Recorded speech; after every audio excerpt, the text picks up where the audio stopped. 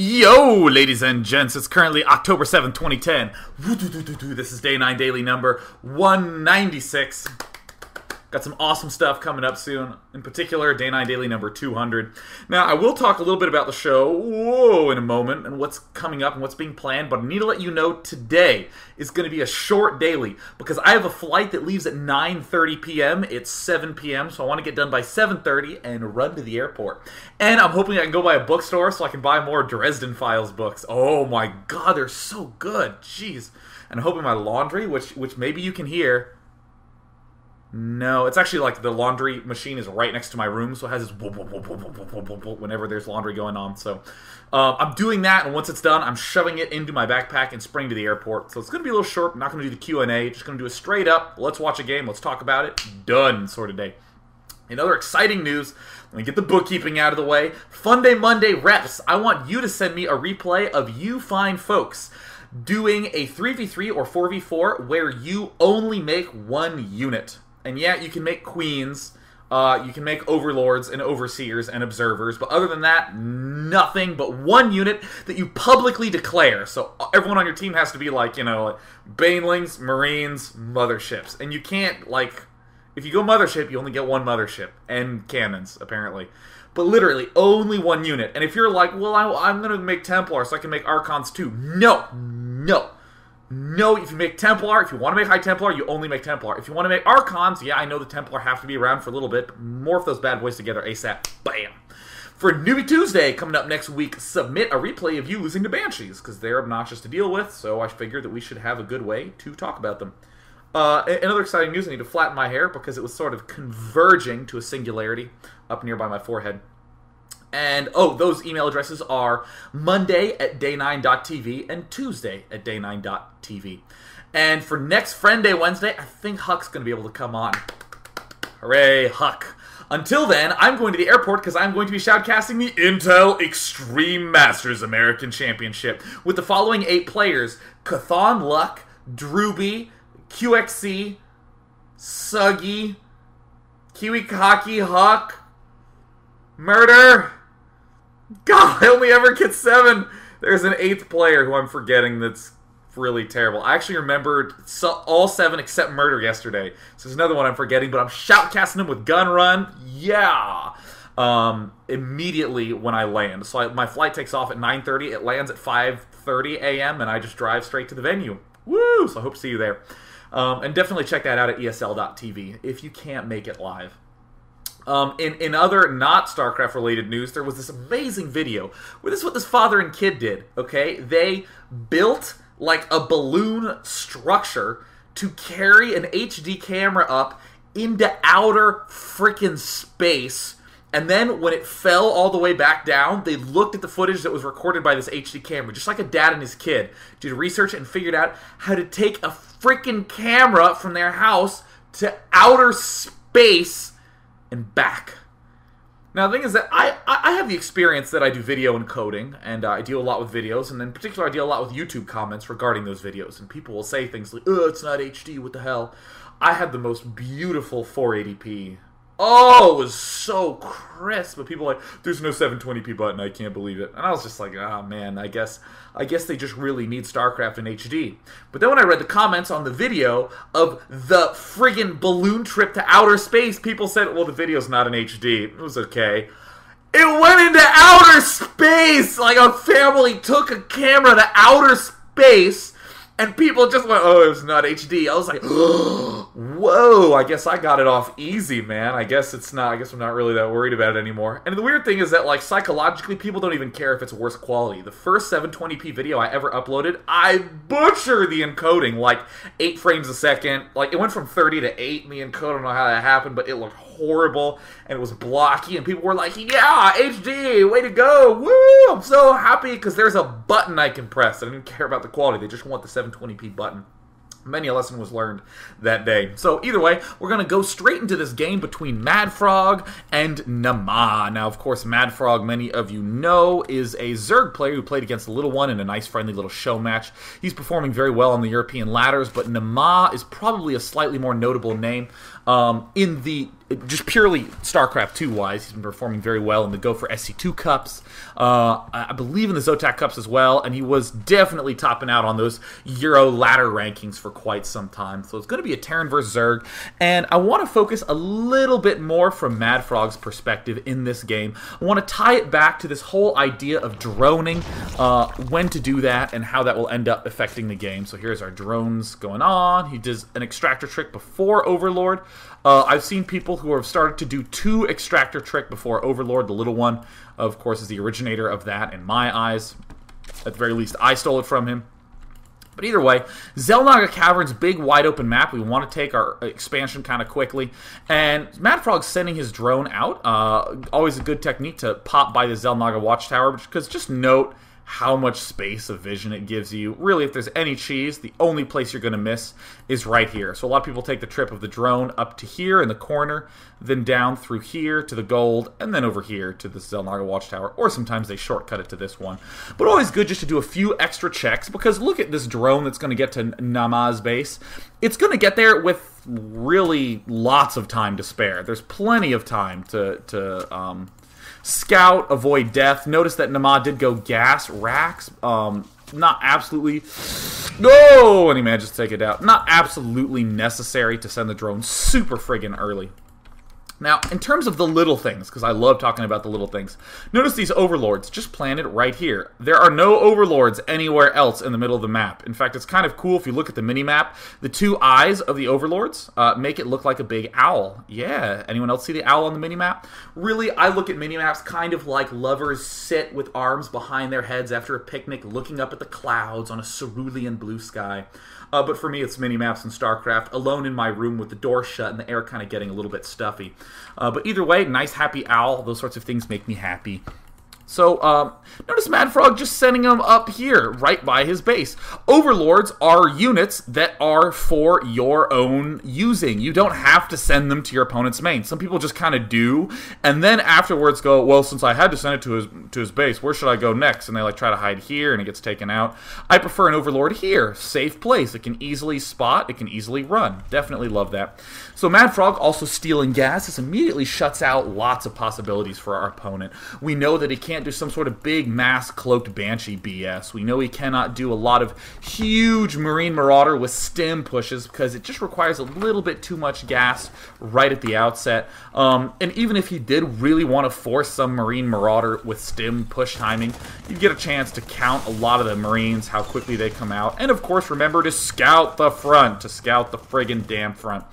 In the meantime, we see Madfrog built his spawning pool, then built his hatchery at his expansion, then built a gas geyser. I personally am really liking pool, hatch, gas the most because it basically guarantees us getting a Roach Warren relatively fast and an expansion relatively fast. If we went gas pool, which is what a lot of people are doing, that's basically the I'm going to rely on Zerglings play. Oh, God, Madfrog. See, doing just little tiny stuff, sending a Zergling down, killing off an SCV, and then keeping it alive. It's so tempting to take this Zergling and then try to suicide it up, maybe get a last final spot, but very, very, very good unit retention, as Greetorp would say. So, looks like Madfrog does, in fact, spot the Hellion, and this is the sort of timing that we want to note. Madfrog, right around 25 food. He's at 27 of 28 right now. But what I would label for myself is I would say right around 25 food, I would definitely check the front of my opponent's base to see if he's going double Hellion. Very, very easy little timing to do. Now, I'm going to open up the production tab because we're going to see the Roach Warren go down. We see the Spine Crawler go down. We see quite a few Zerglings going down, but really, or excuse me, quite a few drones going down, but not really that many Zerglings. Just a pair of Zerglings as the Roach Warren comes up. Now, I'm going to pause and just note how much pressure Zerg's about to be under. This is a build I originally saw Tarson do that's actually become really rampantly popular among Terrans. A double Hellion opening, very standard, but then you also go for a fast starport in order to get Banshees. The basic idea being your opponent's probably going to be going Roaches to try to help stay alive. Might end up not getting as many Queens. Maybe he will, maybe he won't. Either way, Hellions plus Banshees is very tough to deal with. In those early numbers. And a Banshee in general is a great unit to have. Incredibly, incredibly, incredibly good unit to have. So he's going to be getting that very quickly. And honestly, Banshees are pretty cheap, so you can actually get away with expanding relatively soon as well. So, with this production tab in mind, this is the part that a lot of Zergs are going to mess up. Let's, for the moment, ignore whether or not Hellion Banshee is good or bad. We're going to ignore that. We can very clearly, definitively say a lot of Banshees and Hellions is going to be a lot of pressure early on. Madfrog is going to be under a lot of pressure. Here are a few drones here. Look, Queen is out right now. Madfrog hasn't layered yet. He's pretty much only making roaches. And here comes a lot of discomfort for most Zergs. We see Madfrog retreating all his drones back, wants to keep the drones alive, wants to keep as many drones alive as possible. Now, just always know the following general trend. The more pressure your opponent tries to put on you, the more damage he has to do in order for it to be cost effective. This is 400 minerals worth of Hellions. That is a command center worth of Hellions. He has to do more damage with these Hellions than it would have been worth to make a command center first. So in other words, you as Zerg don't need to have a ton of drones getting produced at this point in time. You don't need to be doing anything particularly nuts in terms of your economy. You can actually cut your economy pretty hard, as we've seen. Looks like losing some more drones. 2 queens out. Oh, 3 queens out, getting a layer. Now, I just want you to note how economically icky it appears to look for Madfrog. He has 2 queens and tons of drones not doing anything. He's even making a 3rd queen. Nothing mining at the expansion. In the main, not an extraordinary amount of drones in the main. He has a layer coming up as well. He's spending his money on a lot of stuff and not so much on defense. And it looks like Madfrog's going to try to do this counterattack. Oh god, now we're really starting to see why people are liking Hellion Banshee. Because the Banshee deals with any of these roach counterattacks so well. And here's the excessive mule to try to keep the reactor alive. Looks like it will not work. I just think it would have been a little bit more worthwhile to send the SCVs. But either way, Madfrog was under intense pressure. He was losing a lot of stuff. He was making a lot of queens. And if we go to the resource counting station, notice that Madfrog is still a teensy bit ahead. A lot of Hellions were being killed off there. Now, this is such an important lesson for you young, budding Zerg players. That was a lot of pressure that Madfrog was under. Not only did he lose drones and have to not make drones, but he also built tons of roaches and queens, which can't really do that much in the immediate point in time. He can't really spread creep tumors right away. He can't really vomit the larva right away because, you know, he only has 2 hatcheries. Might seem bad, but this is the whole idea of the logic of harassment that your opponent's putting on you, right? This is so much pressure that now, all of a sudden, to be entirely honest, Naama is the one who is really under the pressure. And we can see now, suddenly a lot of drones are being made. Madfrog rearranging his base a little bit. He's able to spread these queens out a touch. He's getting speed. And here are going to come a lot of Hellions. They're not going to be able to do as much damage. Here come the Banshees. They're going to try to do as best they can. Look, still doing damage, roasting some drones, but it's really not an incredible amount of damage. There already went down 1 Banshee. Trying to do a little scoot and shoot micro to kill off those drones. And now finally Madfrog is starting to stabilize a little bit. He's finally getting the chance to actually begin making some drones. If we go to the unit counting station, we can see that Naama has actually been quite far ahead in SCVs for a while. Madfrog, who just recently slammed out like 8 or 9 drones, has only just caught up to Naama. Right? Only just now is it really starting to even up. Naama doing a very clever thing with his command center. Also, he's getting the Thor up because he doesn't know if Mutalisk could be coming, but he has an entirely ground army. Banshee Hellion can only do damage to ground. Now, what I want you to note about the way that Madfrog defended right here, notice that now he's starting to be able to spread creep tumors. Oh, okay, cool, alright. And most people kind of accept this idea of, oh yeah, the queens are good because then we can spread the creep tumors, but I don't want you to get so specific because it's the following general theme. You want to be able to defend with stuff that will become useful to you at a later stage, that will really let you swing far forward. So, for instance, if I see my opponent, let's say I'm getting a really fast layer, right? Let's just pretend I'm getting an ultra fast layer. I skipped roaches, he didn't do Hellions, I'm getting a fast layer, and I happen to know that he is going Banshees. I happen to know he's doing this. Well, if I make a whole bunch of spore crawlers, I hold off the Banshees, and then done. that I can't do anything more. I'm done. The end of game, right? Like, or end of line of reasoning, right? But if I went for Mutalisks, then, oh yeah, I can not only deal with the Banshee harass, and maybe I have to defend with my Mutalisks for a little while, until I'm comfortable enough, until I have everything set up. But then once I'm comfortable and defended and set up, then I can use those Mutalisks to do something else. I can use those Mutalisks to be awesome. Or other examples, Protosses. Why make a lot of cannons when instead you can get more sentries and use force fields and good control, and that helps you stay alive. And then when you want to move out, you already have built up a decent amount of an army. What are other awesome, swimmingly good examples? I mean, even with the Banshee, no, I kind of want to think more in terms of defense. Yeah, you could make missile turrets to defend, but if you make a Thor, yeah, the Thor will help shut down the Mutalisk, but then when you push out, it's going to be very, very, very, very useful. And again, this isn't just about defensive structures. This can be a lot more about units as well. For instance, what is a better unit example? I mean, if you make a whole bunch of Hydralisks to hold off Banshee harass, the Hydralisks won't really be able to do quite as much in the later stages of the game. They will help you defend a little bit, but you can't like be aggressive with those Hydralisks nearly as much. So with these Queens, yeah, sure, we could have made Spine Crawlers to help us stay alive. We could have even made Roaches to help us stay alive, but I like this choice of Queen because suddenly we can snap forward with gigantic explosive creep tumor growth, and that is something special. And yeah, Naama's going to try to poke around with a little bit of harassment. But this is such an important idea, is the two that we discussed. Early pressure from Terran is very costly, so from Zerg, it's okay if you wait a long time to make those drones. It's okay if you do that, because you'll have a big swing forward after your opponent's harass ends up faltering. Because look right now, Naama is in Turtle City, right? He's making Thors, he's just now adding on barracks, he's just now gotten his command center, which is honestly kind of naked right now. There's nothing really defending it. A huge, huge problem right there with the post-harass situation. Again, he's going to try to do a little more harass, but it's not going to be nearly as effective. See some very cute micro here by Naama. Look at this, very barely inching them around. I'm going to scoot this one back a little bit. Ooh, actually messed that up a touch, but still, I like that. Thought that was cool. But yeah, first point, harass needs to do damage. Don't be scared to not make drones and then make lots and lots of drones.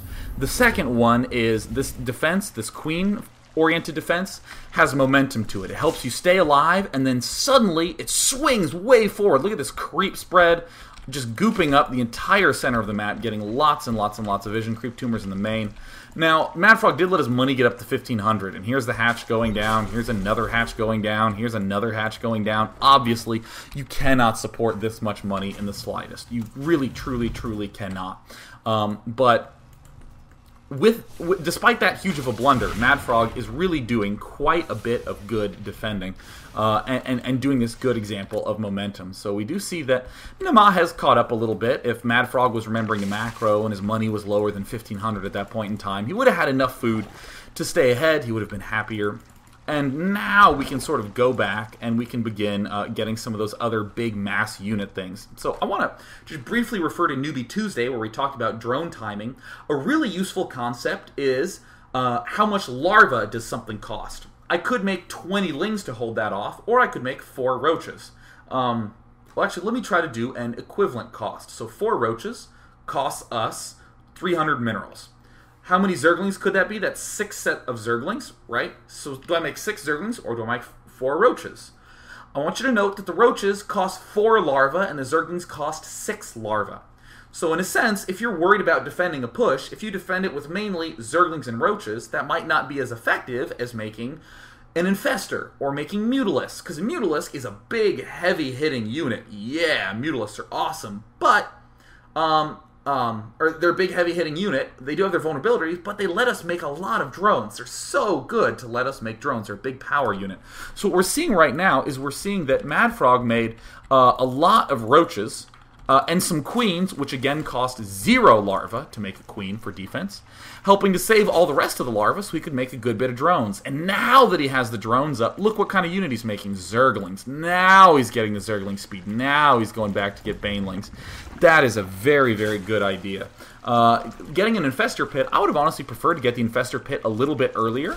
I would use a small number of roaches and my infestors to, again, do more delaying. I would do more fungal growthing on the units to try to delay them longer and longer, and then I would go for Zerglings even later. What am I doing in the time when I'm going roaches and infestor? I'm making yet more drones. Here's the expansion finishing right now for Madfrog. We see a whole bunch of stuff getting thrown down in it. Good creep spread, getting goop everywhere. Killing off his own rock at the gold expansion, always essential to do. Trying to make many O unit. And here come a good chunk of Mutalisks. Very delayed Mutalisks like this can be quite effective. Here is the good counterattack being set up by Madfrog. This is one of the awesomest tactics, is just abusing this backdoor. And people will clog it, so just hit it with Zerglings. And if they lift it up, then you just run away. Just threatening here can be a giant pain in the ass for Terran. So Terran is kind of doing this Marine Marauder mix with some tanks in there. Very, very standard kind of way to play. Getting good amount of medevacs. And there's the one Thor. Again, he could have made turrets, but it's a little easier to make one Thor to shut down the Mutalisk and then sort of swing forward. And look, there's a turret there, but no overwhelming expenditure on that by any means. So let's come back to the unit production station. I'm actually going to back up just a little bit. We're going to back up a little bit more. I'm actually going to back up to a point where we're actually going to kind of ignore what's going on. I'm actually going to come over here to the electricity, and just let's look up here. Notice drones are being made. We're going to glance at the minimap to see when Naama is moving out. Let's actually even go to the Madfrog cam. Oh, yep, there's a drop going on here. Such a great example, right? Like in the midst of a drop. Oh no, he's going to try to hold it off. Here come the roaches. And right after the drop happens, right, notice he's not actually making units right now. Most people would actually still probably be making drones at this phase, right? Still be making drones. And Madfrog's macro is slipping again. That is the big weakness in Madfrog's play, is his macro does crumble in a lot of situations where he's focusing more on his micro. But look at that. Lots and lots and lots of drones being made. Oodles and oodles of drones, getting this real nice and juicy and saturated, and he has a million hatcheries and queens up, even forgetting some Mutalisks right here. Fortunately, there's no idle Mutalisk button. They haven't butchered the game like terribly. That would be awesome to have, like, oh, look, here's a list of all your idle units not doing anything. Yeah, and look, now that there's a big push coming, what will he do? Suddenly, oh, it looks like suddenly he's supply blocked. But this is the phase in the game where suddenly you can just afford to make a lot of units. And honestly, Madfrog should have had those Banelings up a little bit sooner. But if he wasn't supply blocked, this is when he ends up being able to make lots and lots and lots and lots of units. Now, this is the sort of thing that will make people be convinced that Terran is imba. They will look at this and go, oh, well, what is Zerg supposed to do? He had to make drones. He didn't have enough time. He had plenty of time. He just supply blocked himself. Now you're starting to see why supply blocking is so key to strategy. I want to delay and delay and delay and delay, and right at the moment I see his attack coming, whomp, units. If you don't have overlords, you cannot employ that technique. That is a completely out of the question move, and he ends up losing it. And there was a very minor little counterattack around Naama, sending SCVs back to mine. Very cool sensor tower placement. And this is something that's really awesome. Notice the unit production right here by Madfrog, just slamming out tons of Zerglings, trying to re-expand here. And this is a huge advantage of creep. Notice the positioning of Naama's army right here. And here come a bunch of units, right? They're going to swing right up here. And suddenly, an incredibly fast counterattack is going to happen thanks to this creep spread. I wish the creep was a little bit farther forward, and especially this creep tumor I wish was way farther down. You can actually use overlords to extend this path right here, since it takes a little while with creep. But here comes an extremely rapid counterattack. That happened real fast thanks to that creep. I was too busy moving at the bottom right corner, but still, I just want you to note, okay, look, here is Terran reasonably moving forward thanks to his sensor tower. And then just look at the minimap. Look, his units were still for like a few seconds, and he sieges and immediately tries to move back. Not enough time at all. The units are just way fast thanks to this creep. They were able to swing around. And then look at this. Zerglings just run into the main, and a very simple roach counterattack ensues. And look at the advantage that Madfrog gets. Oh my god, he's way up at 140 food. I'm still cringing at his mineral count, almost at 2 grand. Pay your way through college with that. But even so, has a lot of units, producing quite consistently out of all of them. And look at this, expanding to a very far away location. This is kind of close, or at the very least very vulnerable, but mainly because of the sensor tower. But we just expand to far away locations. We have our creep spread out, so we can do any sort of counterattack threat that we want If he tries to move this way, we can easily counterattack down the lane that I just scrolled across. Cool, good stuff. Going back to production. Now, this idea of when I make these power units, see, Mutalisks, they are very low larva cost. Infestors, low on larva cost, but sort of high on damage. And now we're going to see a few more drones get made. Yay! Madfrog is going to be able to make some spine crawlers. Look, suddenly there's been drone saturation. Who'd have thought?